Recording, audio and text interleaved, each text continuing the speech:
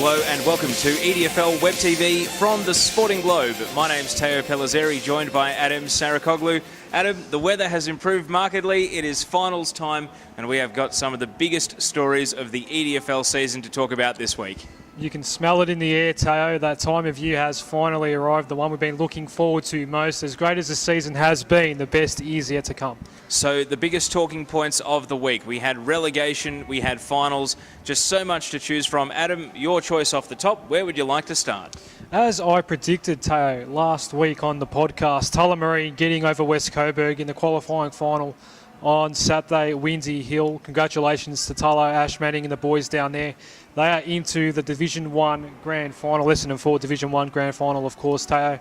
They basically kicked clear in the final term against West Coburg. It was a pretty even game up until that point, but gee, Tullo, probably the pre-season favourite, obviously up there with West Coburg. They were my favourite, definitely, and now, well, they deserve to be flag favourite because they have earned themselves the week off and got themselves into a grand final, so congratulations to Tullamarine. Obviously, East Keilor as well got the job done over Roxy, but the upset win with Tullo getting up, that was quite impressive for mine. Now, I can tell you that Tullamarine kicked quite poorly and perhaps could have and should have won by more, but gee, it puts West Coburg into a tough situation. They head to a preliminary final against Taylor's Lakes, and we will be broadcasting that match on Northwest FM and via the EDFL team app. But if you want to see how Tulla did it, go to edfl.tv. The full game can be streamed or is available for download. But Adem, I need to move on to the other big talking point of the week, relegation from Strathmore Community Bank Premier Division. We've got Luke Mortimer coming up in a moment because he was at Maribyrnong Park versus Greenvale. We were at the other crucial game, Essendon Stars losing by just 2 points to the Northern Saints. A win would have kept them up. It was actually 1 point the difference when the final siren sounded, so an agonising defeat for the Essendon Stars, and they head down to Essendon Ford Division 1 as the unlucky team squeezed into 10th place. Yeah, horrible day for the footy club, obviously, Teo, and well, they've been so unlucky all year. They've lost so many of these close games and very, very stiff to go down, but that just shows you how much quality is obviously in Strathmore Community Bank Premier Division. But on the flip side as well, congratulations to the Northern Saints. Not many gave them much of a shot of staying up this year. They've done that. They didn't even finish second last in the end. They finished 8th on the table, and you know, they engaged in a shootout, which we thought would play into their hands on the bigger ground as well down there at Jordan Oval, and they got the job done. It was a highly entertaining game of football, probably the best I've ever called, alongside yourself and Dave Kennedy, obviously, on Saturday on Northwest FM. It was an unbelievable day of football, so it was a privilege to be there. Well, congratulations to the Northern Saints on staying up, and obviously bad luck to Essendon Stars. Now, I managed to grab the camera and turn it on for the last couple of minutes. The footage is a little bit scratchy. There is some match footage. There's also what was going on inside the commentary box at the time. We'll get a quick look at that. And then also, thanks to Matthew Pilios, we'll have a quick look at some of what Brodie Holland had to say at his quarter break huddles in the final match that he coached. He leaves Maribyrnong Park as a Strathmore Community Bank Premier Division club, having done enough on the final day to survive and, of course, getting the favourable results elsewhere. So enjoy the footage from Jordan Oval and Monk Oval, and we'll be back on EDFL Web TV with Luke Mortimer to tell us about what went on at Maribyrnong Park. And eventually the umpire calls for the footy, so a ball up, 7 points the margin. Northern Saints leading this one.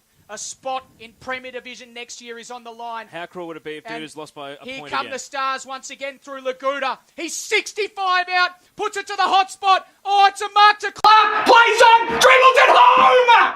2 minutes. The Stars are within 1 point. Oh, wow. I don't believe it. Wow.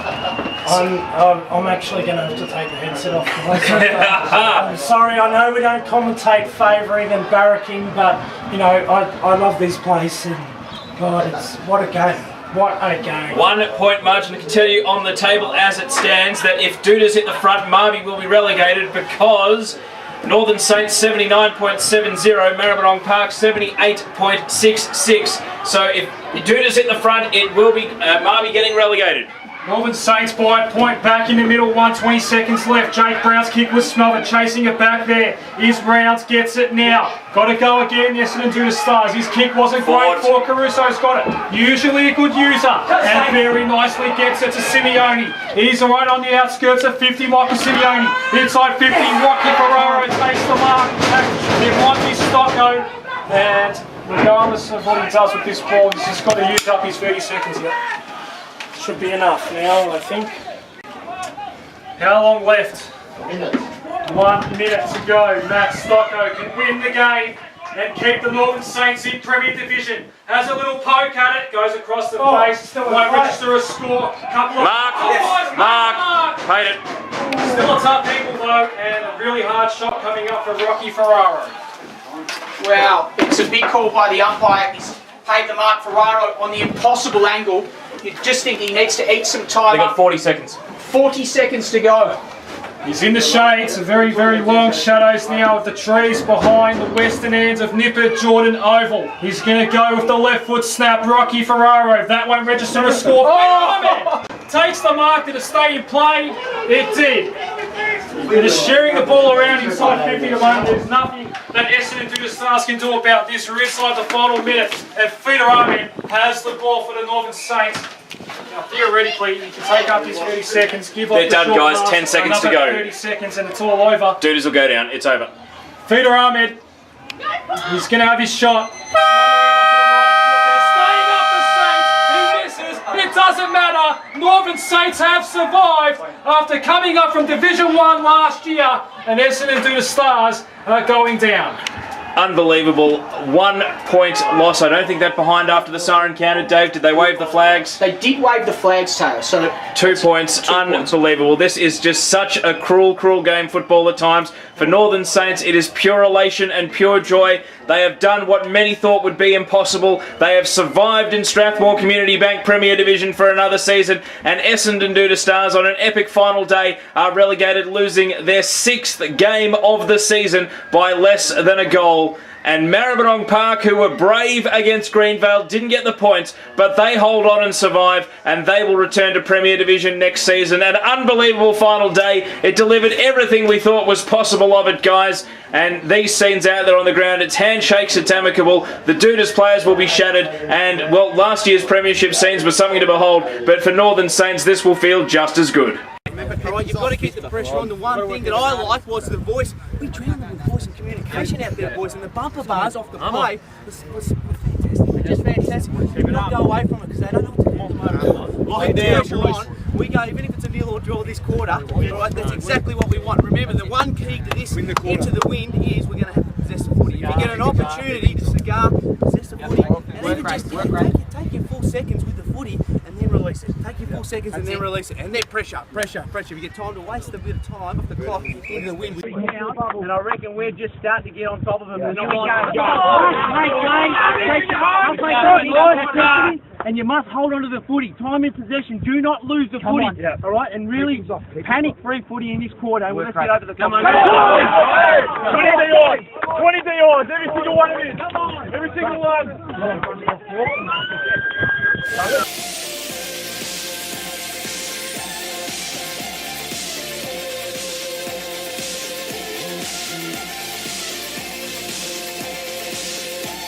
Welcome back to the Sporting Globe. You're watching EDFL Web TV on the EDFL YouTube channel. We just saw there some of the scenes at Nipper Jordan Oval and also at Monk Oval with Brodie Holland giving his final address as Maribyrnong Park's coach. Teo Pellizzeri and Adem Saricaoglu now joined by Luke Mortimer. If that name seems familiar, you've read it on the EDFL website and also in The Footballer. Luke, great to have you on Web TV for the first time. Thanks for joining us here at the Sporting Globe. Great to be here, Teo.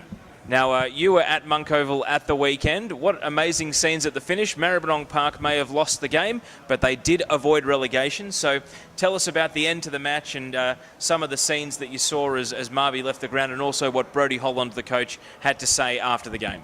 Well, yeah, I mean, Maribyrnong Park, they just found out that they hadn't been relegated as they were walking to the change rooms. I think they just entered. Everyone was pretty sour as they were walking in there, and yeah, just the sudden change in atmosphere when they got into the change room, and everyone just found out that Essendon had obviously lost their game, and yeah, it was the VB stubbies were going around, and the team song started up. So. They sung the song after a defeat. Yep. It was a pretty bizarre scene. Yeah, absolutely.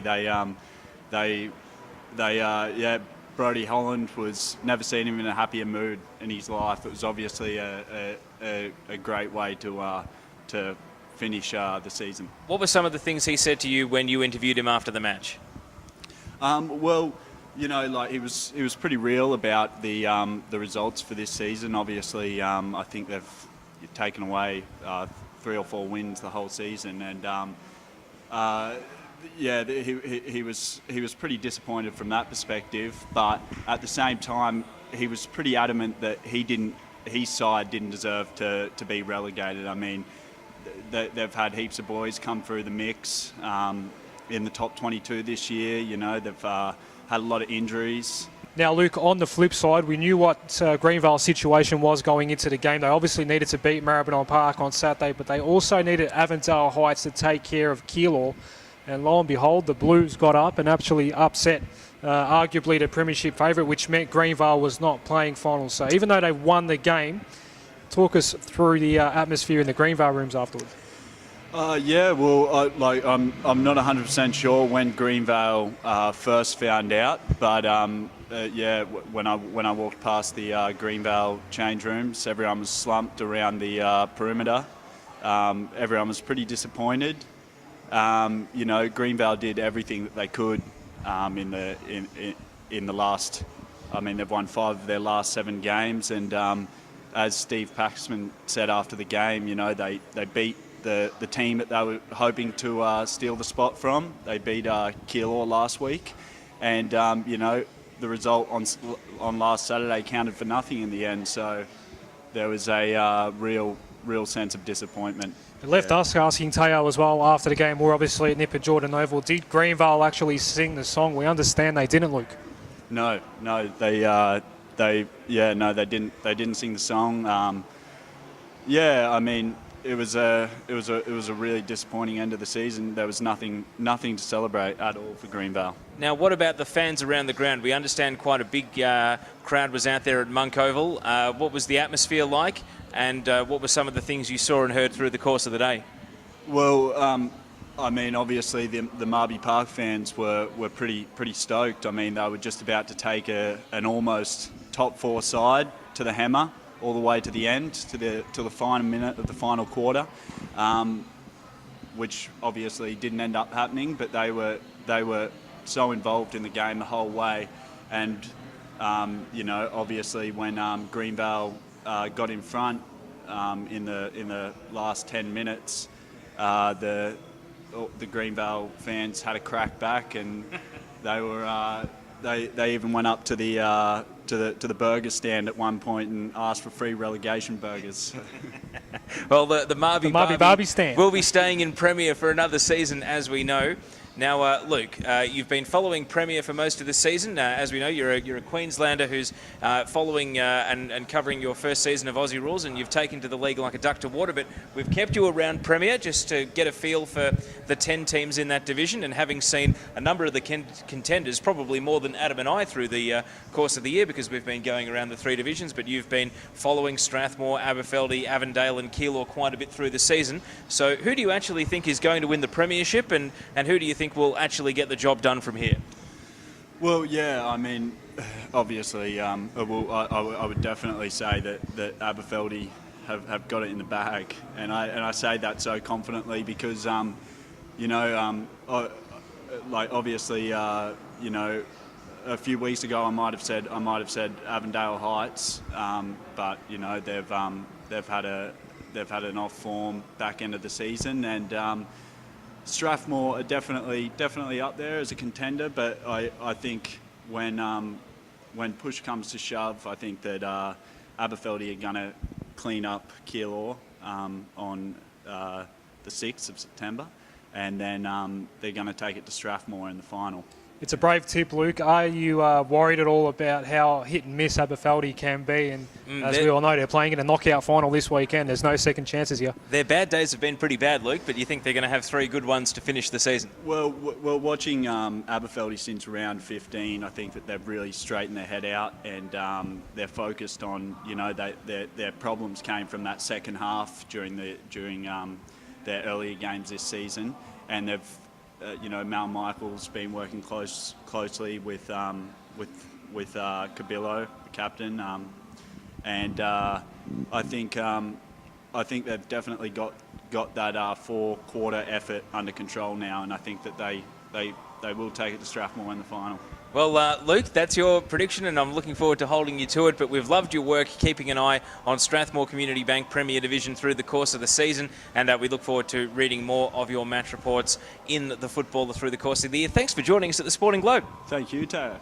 You're watching EDFL Web TV from the Sporting Globe in Moonee Ponds. Check out more on the EDFL YouTube channel.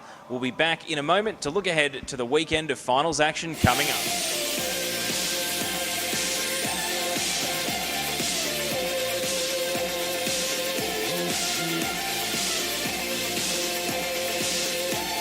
You're watching EDFL Web TV from the Sporting Globe in Moonee Ponds. All right, it's time to look ahead to the weekend of finals action. Strathmore Community Bank Premier Division and matches on Saturday and Sunday, both at Windy Hill.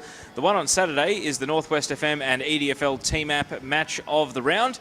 And you'll be tuning in to Avondale Heights taking on Strathmore, both coming off losses in the final round of the home and away, and Strathmore ending up with the minor premiership on percentage. But we knew that these two were heading for Windy Hill for a little while now, and we've certainly had the appetite whet for this contest by a superb draw, one of the most entertaining matches of the year last time these two teams met. We were both there and we both saw it. So, Adem, who do you like now to actually advance through to the grand final? Of course, there must be a winner.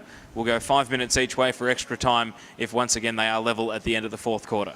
I like Strathmore. Teo have been on their bandwagon for a couple of months now. Not too worried about their loss to Avondale Heights. It was a bit of a dead rubber. Both clubs are basically warming up for finals. Interested to see that not too many of the big names were missing. Both clubs pretty much ran their full sides out onto the ground on Saturday, but not too surprised by that. Not really worried about the loss for Strathmore. As far as Avondale Heights is concerned, obviously only the 3 or 4 goal kickers last time they met in that draw, and only had 3 on Saturday. Rose, Keilor, and I think one of the Grabowski boys ended up kicking all their goals. Firstly, well done on Keilor and Patrick Rose. Obviously, Dean Keilor, Patrick Rose, they tied the goal kicking this year, 78 goals apiece. Can I ask, does that mean that they split the bonus, or they both get their bonus for being the league leading goal kicker? Probably let Saad Ghazi decide that one, Teo, but let the boys fight out amongst themselves. But congratulations. But the issue with Avondale Heights obviously is who's there next in line to kick a score if they need to, if any of those two do go down or have an off day. That's going to be the issue. And Strathmore does have a lot more spread, I suppose, especially around 50. They're a very dangerous team. They're going to like Windy Hill as well. We saw teams on the weekend that did play Windy Hill, sides that we do expect to use the ball well and spread well. They're the sides that tended to get up in those games at Windy Hill. So I expect the Moors to do the same thing on Saturday. Look, I think Strathmore as well. I've tipped them in the footballer. I've been talking about their outside run and exploiting the open space, and I really like how Matt Knight played in the brief spells where he was in the game at Canning Reserve, and maybe Avondale Heights just did their homework enough to stop the likes of Sinnott and Knight from running wild and getting too much of the ball. And if they starve them of the ball again by winning it inside and basically keeping it off them, they'll be able to send it down to Keilor. And I tell you what, even with 2 defenders hanging off him, he was just huge in that drawn game earlier in the season. So you mentioned the lack of a spread of goal kickers. Yes, it is a concern. But if they get the job done, if Rose and Keilor kick 5 or 6 each, then maybe they don't need too many others to chip in, because 80 points, 90 points might be a winning score. Let's look to Sunday and the match between Aberfeldy and Keilor, elimination final. And Mal Michael, we go back to earlier in the season where he said it would actually suit his team better to play every week and not have a weekend off. Well, he's got that now, and the pressure is that they have to win 3 in a row and they cannot afford to slip up. No double chance. Yeah, well, congratulations on Keilor on making it. They've just re-signed Mick McGuan for a couple more years, and after making that announcement, they go and do a number on Avondale Heights. Quite impressive, Keilor, especially after that disappointing performance against Greenvale. So, they probably do come into this game in pretty good form. But Aberfeldy, I reckon they've been quite good. I reckon they have recovered a little bit, Teo, from their mid-season troubles, their on and off sort of game that they have been playing. I reckon they've sort of come good in that respect. Obviously not good enough to make top 2 in the end, but that's okay. As Mel mentioned, he's probably okay with the fact that he might have to earn his way into the grand final the hard way and then go for it from there. So Abba's pretty warm favourites in this one. I'm pretty sure that they'll be able to get the job done, but you never know. Keilor can be quite fluky. All right, I think that Aberfeldy will win. They've had Keilor's measure quite comfortably in both the previous head-to-head meetings, and watch out for Robbie Fox and Ryan Allen, two of perhaps the less heralded players in the team, but both of those two have been in the best in both of the head-to-heads throughout the season. Let's move on to Essendon Ford Division 1. The preliminary final on Sunday will be the EDFL match for broadcast from Greenvale, and we will have Matt Mocker O'Connor, former Greenvale Premiership player and ex-Northern Saints coach, joining Ben Chapman, the current coach of Oak Park, as the special comments men for this one. So 2 active coaches in the box. They did a great job at Windy Hill last Sunday, breaking everything down, and once again they'll be ruling an eye over this match between West Coburg, desperately trying to avoid straight sets, and Taylor's Lakes, who are trying to get back into a grand final. And of course the final game for Taylor's Lakes this season will also be Steve Burns' last as coach, so they would love to send him off as a premiership winner. Had to listen to the broadcast on Sunday, Taylor. Unfortunately I couldn't be part of it, but Ben Chapman and Mocker, as we like to call him, certainly provided plenty of great insight to obviously former coaches, current coaches, and in the league, and know the league quite well, and their expert commentary was quite impressive to listen to. So make sure you're listening to that again on Sunday.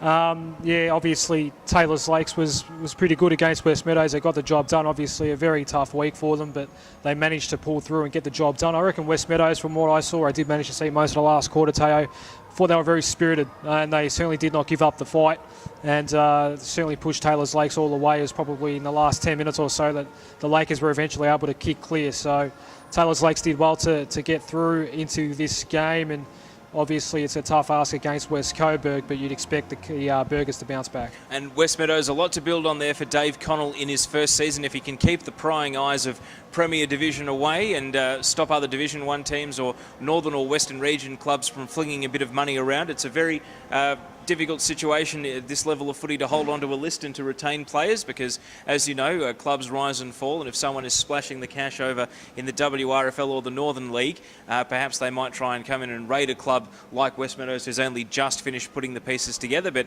Westy, the atmosphere and the team morale there is pretty good, and I think that they will be pushing for the finals again, assuming that they can retain most of their list for next season. As for Sunday, gee, Taylor's Lakes are the tempting pick because they knocked off West Coburg last time, and at Shaw Reserve no less. I'm going to go with West Coburg, not with a great deal of confidence though, having seen Taylor's Lakes play very well last weekend. Yeah, going back a month ago, probably the easy tip was West Coburg. It's certainly been pegged back a lot now, and this is a very even game, but West Coburg should bounce back. They deserve to be in the grand final. It'd be a huge disappointment if they're not, and I think they'll get the job done. Now we go to Division 2 and the preliminary final. Roxburgh Park trying to avoid a straight sets exit up against Coburg Districts, who got the job done against Keilor Park. And this one is interesting because they had 2 head-to-heads during the year, and Matt Mickelson, who we understand went off with a knee injury at the weekend, has kicked 10 goals against Coburg Districts in his 2 combined outings this season. No Tim Blacker out for the year, and this Roxburgh Park team, which has been so impressive getting to the top of the ladder, now the wheels are starting to wobble. If Mickelson does play, it's still going to be under a bit of duress and under a cloud. And if he doesn't play, they're going to have to manufacture something new in the forward line. Coburg Districts have been sort of the middle marker of the league during the course of the season, sort of the honesty test for many teams. And now they themselves get to go to the test against Roxburgh Park and see if they can make a grand final. And of course, East Keilor apparently played their best game of the season, according to some onlookers, to power past Roxburgh Park at arm's length and get through to the decider in the qualifying final at the weekend.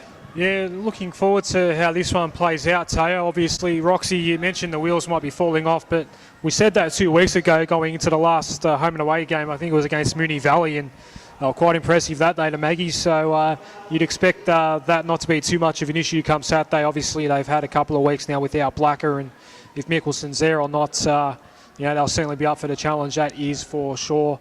Roxy to bounce back though for mine. They're just that slightly bit better. They've just had such a great year, and it'd be hugely disappointing if it all came unstuck now. Really, really great year by Coburg Districts, and to get this far, to be honest, Teo, has been quite a good effort considering where they've come from. Only their second year back in the EDFL after a stint in the Western Region League. But I think Roxy might just get him in a really close one on Sunday. Yeah, Roxy for me, but again, it's a very tough tip. The social media networks are appearing on your screen. Check out the Instagram, the Facebook, and also the Twitter account, the YouTube channel as well. Have a browse around and look at some of the other videos and the podcasts from throughout the course of the season. And also EDFL.tv. Jump on there and watch or download full games from throughout the course of the Essendon District Football League season.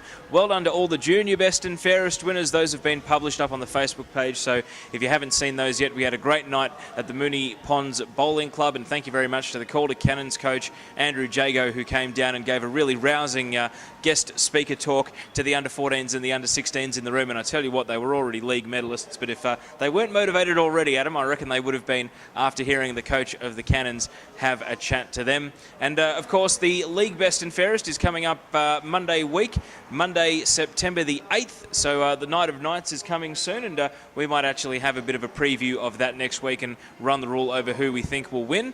And Adam, as we discussed last week, some of the games may have been dead rubbers and not been given a great deal of discussion last week in the Premier Division, but you never know, one of them might have decided who ends up winning the league medals. So they all count for something in the end. Just a final thought on the weekend. What are you looking forward to the most? Yeah, I'm looking forward to the pecking order being settled once and for all in Premier Division. There's still a lot of doubt about who exactly is the favourite.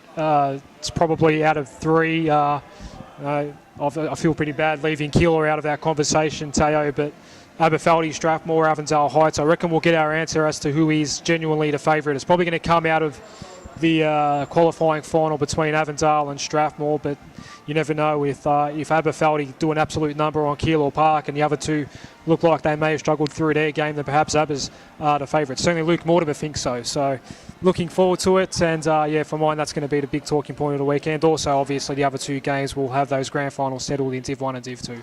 Join us from 1 p.m. on Saturday on Northwest FM 98.9 and streaming via the EDFL Team app. Join us from 2 p.m. on Sunday, again on Northwest FM and via the Team app. And a big thank you to Daniel Ennis and Livecast for getting us to air last week under a bit of duress and allowing us to simulcast on Northwest FM. Your home of EDFL footy on match day, Saturdays and Sundays, good weather, finals time. It doesn't get much better than this. And don't forget to support our sponsor, the Sporting Globe, at 690 Mount Alexander Road in Moonee Ponds. He's Adem Saricaoglu. I'm Teo Pellizzeri. Until next week, it's goodbye from the Sporting Globe.